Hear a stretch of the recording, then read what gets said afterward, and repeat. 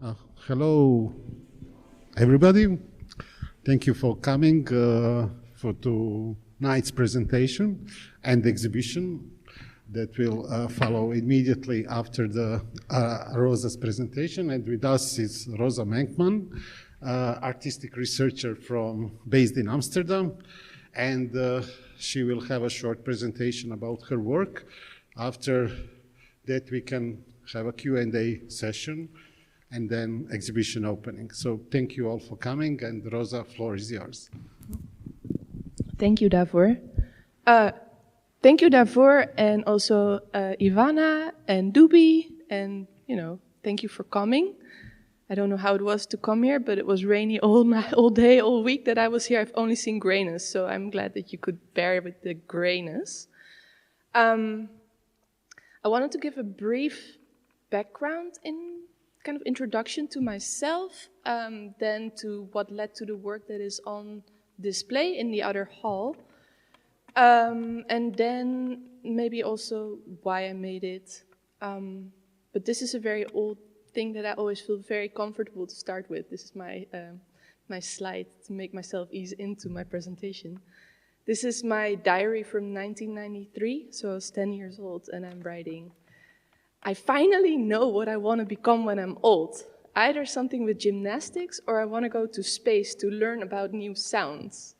And so my teacher I told my teacher, look, I know what I want to do. And she said, well, it will have to be gym because there is no sound in space.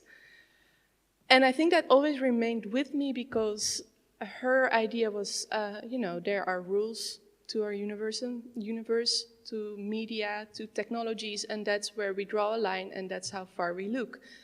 And I think I've been a bit defiant to that, and so this page of my diary kind of like makes me always feel like I can, start there and see that all the way down there I was already being a bit against my teachers, let's say. Okay, so a century ago, in the 1920s, Paul Klee drew an image of an angel, Angelus Novus, and in 1921, Walter Benjamin bought that image, and he wrote a story about that. That is the thesis on the philosophy of history.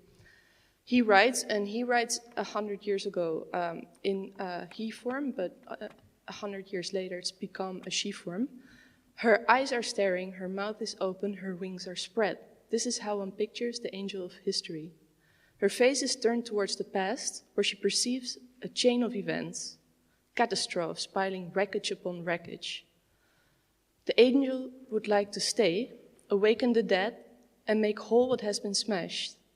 But as the pile of debris before her grows skyward, a storm is blowing her from paradise. It has caught her wings with violence, propelling her into a future to which her back is turned.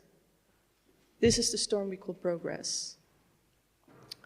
In 2009, I was invited by Christopher Gansing and Linda Hilfig from Denmark. They were curators at the time based out of Denmark to make a live television performance. This is when I was already doing VJ shows, so I was already doing live visual performances for musicians, but in this case I was invited to do my performance alone in order to celebrate the end of the signal PAL. So PAL is phase alternate line signal. It's the analog signal that was then taken over by digital video broadcasting, right? You remember that everyone had analog television antennas that you had to move if you didn't have a good reception. At some point we got digital video and nothing got better. But it did get different. So I was reminded of this story by Benjamin about the angel of history, who is basically mourning the end or all the things that she sees collapsing in front of her, and she's wishing to fix what is being collapsed. This is in the Second World War, just before the Second World War really starts or begins in Europe. And she wants to pull the voices of the dead, the people that have been killed in that war, but she can't. She's being pulled towards progress, towards the future. And I found that was basically something that at the time I experienced in my own setups, in my own technological setups, where I was working with analog technologies, and they were all being made obsolete. They were all made to not work anymore. And so that's why I chose that story as the background of the performance that I did then for Danish National Television. What you saw in that video is, come in, please. You see my face, you see me look at a signal, and from that video, that source video that you see also here, brushing my hair. This is more than a decade ago now, so I took a still, and I started to recompress that in different types of file formats, so languages of compression. A compression is the way we write away our data in our computers. That can be an image, it can be a video, it can be a sound. In this case, I chose images, and what I would do is I would take that particular image, write it away in different types of file formats. Here we go, there. And then I would recompress it in different file formats, put the same or a similar glitch in the data of that file, and then I could see the language of that file format in the way it would write the data away into the file. And so I started to use that image for multiple things. This is when Kim Asendorf said, okay, I really like your work, vernacular file formats, but I don't like that you always use these proprietary or these like normal standard file formats. I will make you a file format that nobody has. I will make you a new compression, and that was Extrafile. It was a software to choose what image data is important and what image data can be deleted, because that's what a compression does. And so I created this image with his compression that he called blinks. I made the glitch, and this is what came out. But that image, when I uploaded it to the internet, actually started to live a life of its own. It started to become something that people would sell. This is a hoodie that is sold by Francisco Otero. It became a meme, a profile photo of Wendy Nicolai, and many other people used it as their profile photo still today. People started to put their own faces over it. This is Young Joey, it's a rapper. It became the cover of a B-pitch control phono record sleeve.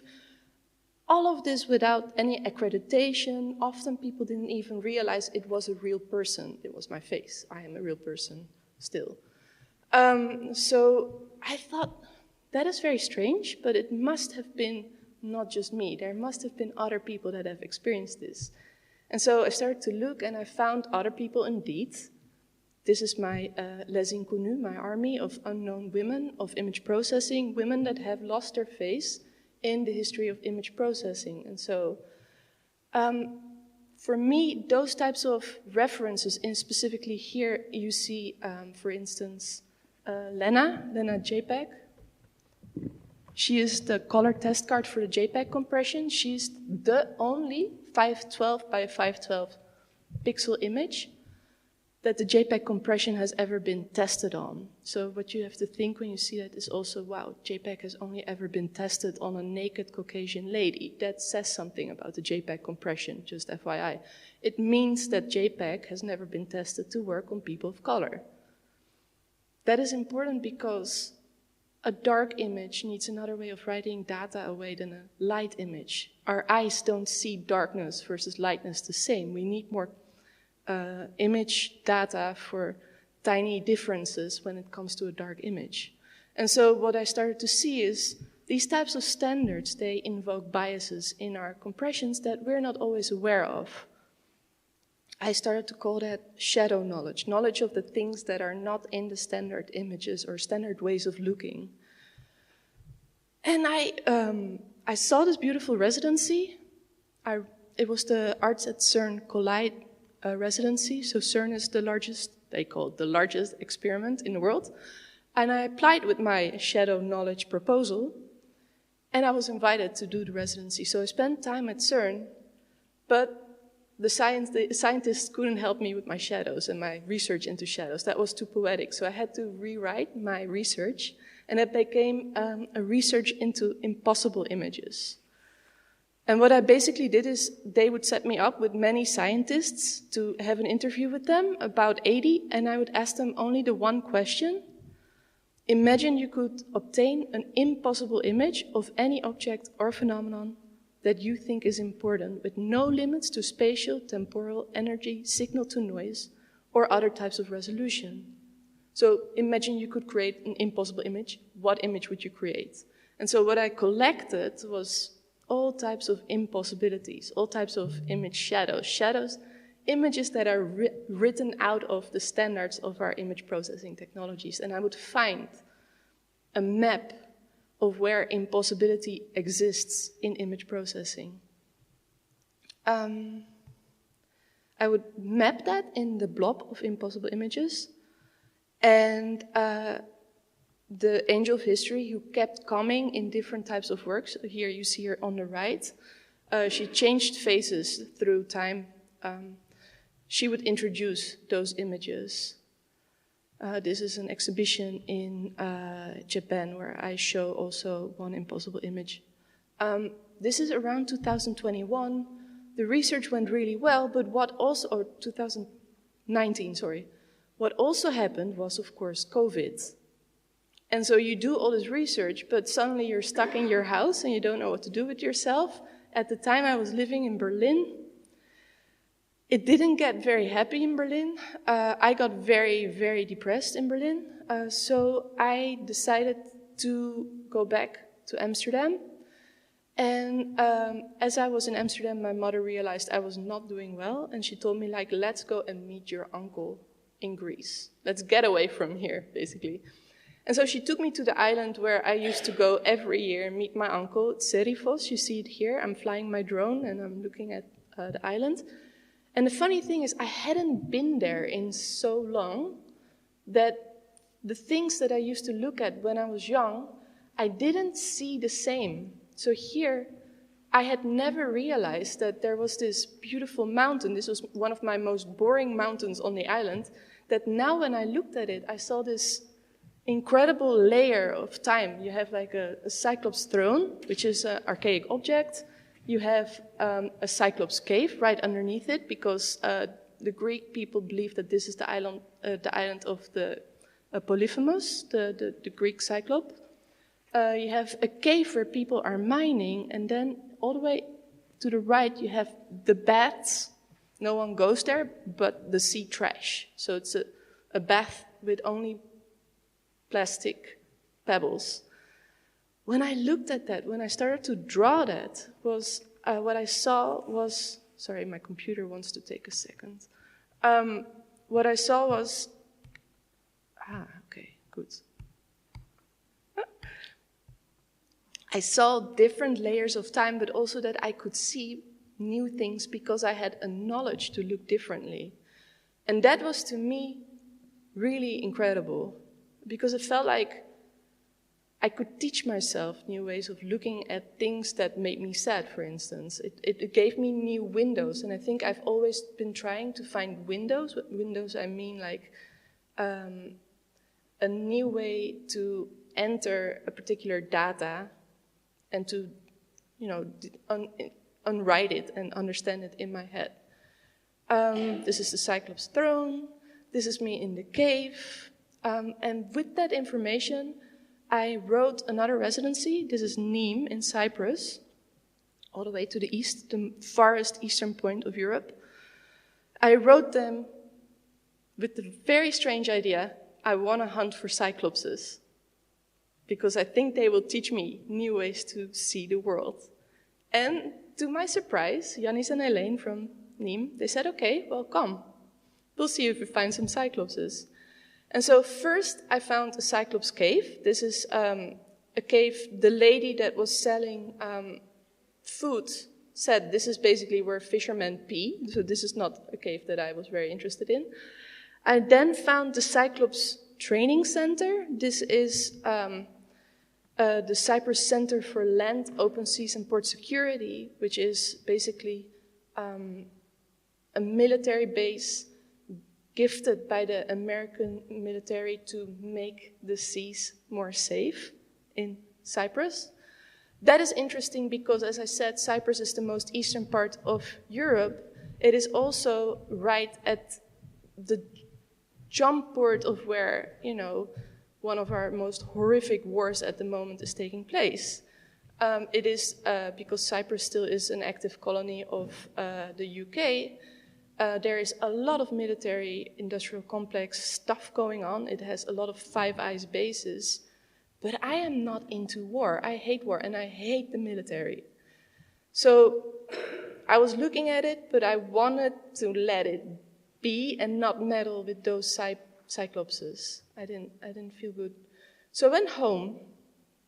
My mother, who's 80 years old, she still walks the dog in the forest, and she met the I don't know how you call these people that take care of the wood, the foresters, okay, good. So they had a conversation because she used to always walk the dog here.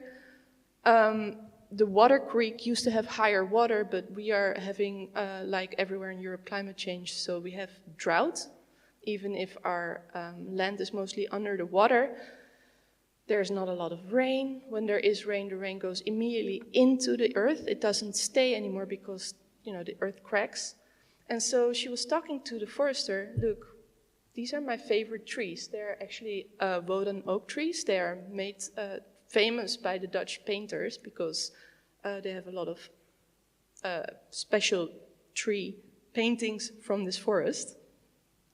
And she was like, this is such a beautiful memory, but what is happening to these oak trees? They're not looking good. And the forester said, like, it's very sad, but because we don't have enough water here, they're dying. They're no longer making acorns. This is it. And my mother said, wow, that is sad, but also beautiful, because Woden is Odin. Odin is the god of knowledge, and he sacrificed an eye to see his future demise, his future collapse. And she told me this story, and I was like, Mom, what? A cyclops sees past a future collapse, and my angel that I've been working with for over a decade sees past collapse. They need to meet. This is it. This is what I don't know. I wasn't sure what I was doing, but this is what I'm doing. I had to find the cyclops. That was the cyclops. If it was Odin or something else, I was searching for the cyclops that sees future collapse. So I went back to Cyprus, because my residency was in 2 parts, and leave it to these Mediterranean islands. They will have many different cyclopses. I found cyclops.cy, and they are monitoring Earth, protecting for tomorrow. What they are doing is they are in constant conversation with the satellites, 2 of them actually. They're going around the Earth, and they're looking if the Earth is shifting. So they're looking at where the cyclopses are at. I visited them, actually, to ask them, where are your cyclopses? Well, they wouldn't give me really the location, but they would give me this map. That is not very useful. So I had to do it via Google Maps and search until I found what I was looking for. Needle in a haystack, a corner reflector. A cyclops corner reflector is, as you imagine, it has a corner, it's a triangle kind of, 3D triangle, that if the satellite flies over, it can see a very high reflection, because that's what a reflector does, it reflects. And then it knows, okay, that's the exact coordinate that I know, and now I can manage everything I see, and I know that this point is that point, and I can see if there's movement in the Earth. So I went to see, I went to search. But then what do? You stand in front of a cyclops. I was so excited, but I had no idea what to do with the cyclops. I hadn't prepared to actually find it, you know. So I thought, like, I was talking with my friend. My friend said, maybe you should talk to it in Morse. So I started jumping in Morse. I will just, like, quickly show you my awful Morse code jumping. Hello, you know. That was not it. I don't know, that was just a joke. But I did go to see them all. I found all 12 of them. Most of them you can visit.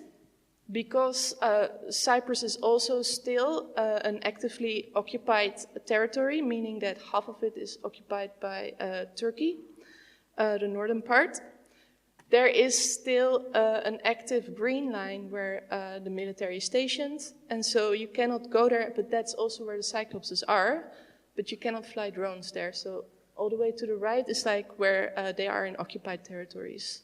Military outpost. Military is always part of it. You cannot get out of the military these days. I found a lot of Cyclopses. Finally, those Cyclopses, the corner reflectors, became the ones that I wanted the angel to meet, because to me this was like a beautiful thing. One of the scientists, one of the impossible images that I had obtained in CERN was the image that a scientist told me, if I could put an antenna in my eyes, I could see through the radio frequency spectrum and look through the walls and see everything. That is the image I would like to create. And to me, this is the Cyclops that would teach us that, while looking also towards future, movements of the Earth. And so one of the videos that is in the exhibition is about the angel finally trying to learn from a Cyclops vision. But she cannot, because she doesn't have the protocol to learn from, how to mount an antenna in your eye. I did all that research, and I made that video, of which you will find a newer version in the exhibition. This is especially rendered for here. And then this summer, I explained my work to a curator, and he told me, look, the angel of history is in Europe. She is actually in the Bode Museum in Berlin. You should go. Okay, tomorrow I go. Like, I finally get to see this 100-year-old angel that I've been working with since 2009 now. Now, today, it's 17 years. That is an incredible amount of time for her. I don't understand how it happened that I got so obsessed with a 100-year-old like an oil transfer. So I went there. There she is. There was an image that basically, it disappeared. Okay, that's fine. I went there. I was early because I took a night train. I had to wait in front before they opened. There were some people, we all did a silent procession to the angel. It was incredible. There was all these people that just came for this print. We all stood there, and I was crying because I didn't know what to do with myself. Finally, I was in front of this angel, and I had to take a break. I ate a cake. I went back. There was still the same man. We would take turns. This was like a whole experience. But the strangest part was like I was looking at this wall, and this wall was so impressive. If I would pass this dark line, the alarm would go off. And I am sure that I heard the alarm about 20 times. It wasn't just me. I set off the alarm quite a few times. It was just such a strange, kind of oppressive experience. And I was wondering, what is this? What is happening? And so I was talking again with the curator. Look, I found her, I saw her, but I didn't understand what I saw. And he's like, okay, my friend curated the show. I can put you in touch. And the curator, he sent me the catalog. Here I have the catalog. I just wanted to... so the catalog is all in German. I don't speak German actually, but I can speak German with Google Translate. So I will give you the short translation. It's about the angel coming back to Berlin, right? Because she had lived in Berlin from 2021 when she was bought in Munich by Benjamin, taken to his home. Lived there until 1993 when he had to flee from the Nazis who were coming to, take all the identity papers of the Jews at that point. And so he fled to France, to Paris, and took the angel with him. But it's now Berlin's angel, as Bode Museum would like you to believe. It's on the front of the catalog. They write, today on the 80th anniversary of Germany's capitulation in the Second World War on the 8th of May, 1945, and also, and this should not go unmentioned, On the 60th anniversary of the establishment of the diplomatic relations between Israel and the Federal Republic of Germany on the 12th of May 1965, the Kabbalistic angel travels as a symbol of hope to a city that once was its own, from which it was driven out and to which it now returns triumphantly with a Janus face. And I can tell you, I already felt weird about going to Germany in this time because I have quite a soft boycott towards Germany. But to read this, it really struck me wrong because for me, the angel of history is Walter Benjamin. They also present it as Walter Benjamin's angel.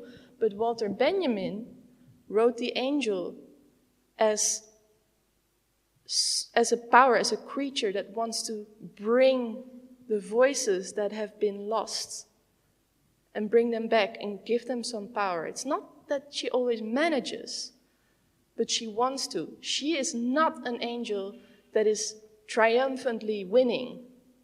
She is an angel that wants to remember. And so what I take issue with is this rewriting of the angel's function as a symbol of reconciliation. But there is no reconciliation right now. The violence lies in converting an object of active remembrance into an instrument of governance, an image administered to lock sanctioned meaning into a governed moment. And so what you also experience when you go to this Bode Museum context is that the angel returns as a diplomatic image. It's a symbol that is managed and is installed, very oppressive, and timed for an anniversary of a celebration between two nations that not always saw that Germany and Israel are now, having a bond, and so it's signaling a moral closure that excludes the consideration of ongoing violence and repression that is very much happening. And so for me, this was absolutely unbelievable and very, very sad. And I was thinking, how can she refuse this? Because the angel is about refusal. She's not about linear history. She's not about writing what the winner, the one in power, wants you to believe that is history. She's about what voices are not in the history right now. And she'll pull those in. And so what I saw, and also through my research into images, is that images are constantly changing, and they're always not just what you see, but they're also what you don't see, what is made impossible to see. And so every time when I look at an image, I see something that has also been made impossible. And so I had to understand that the angel that was on that wall, that was in that installation, that was framed by that wall, was not the angel that had inspired me. Now it became a national symbol. But my angel also still exists because I believe she's more than just this monoprint. She is also a mythological algorithm that exists within a time and a place and rewrites the ways we read and tell the stories of the oppressed. And so that's why I made the other works. Specifically in this case, I brought the angel to the wall and I tried to get different render objects of her, different layers of what an image is, and made those render objects that exist also outside of the image also exist outside of the image, outside of that frame. That's in 3 chapters: Angel's Return, Horology, in which she experiences different types of time, and then indeed Refractions, where she learns from the Cyclops vision. And so that's the exhibition that you will be able to visit. And I think that's where I will leave it. 3 minutes over time.